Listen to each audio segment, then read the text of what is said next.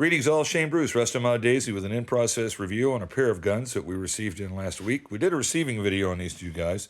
They were pretty rough looking.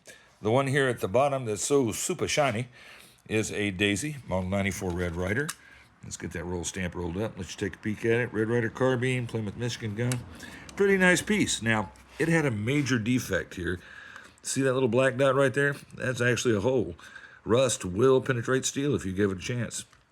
But the surface, after treatment with the backyard ballistics rust removing compound, turned out pretty well. Both of these guns went in the tank at the same time, and prior to wire wheeling, they both look like this one. This is a Daisy 155. That's also a Plymouth gun. It had a very uniform coat of rust on it. Customer says he wants them Restomoded, wants them cleaned up, wants them hot rodded. So we're in the process of doing that. And this is an opportunity to show you what the steel looks like when it comes out of the tank. This is what the steel looks like when it comes out of the tank and has had its first pass on a wire wheel. You get a pretty nice surface finish on them. The guns are pretty unique. The 194 came in with a mare's leg grip, but didn't have a shortened barrel. Also has a 3-star lever that polished out pretty nice. Good wear indication on the nose. Plenty of life left in that one. And the older style modern abutment with the synthetic seals.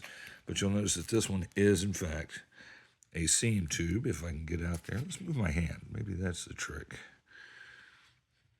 Well, can't quite see it. There's so much crunch on it. But anyway, seamed air tube, we'll swap that out.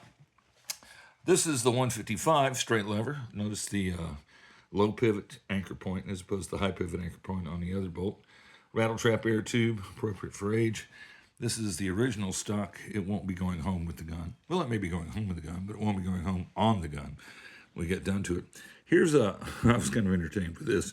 This was the stock bolt that was in the gun, and as you can see, it had a really novel, it's kind of nice looking method of securing it to the offside of the buttstock. A little bit clunky, but hey, yeah, I thought it looked kind of cool.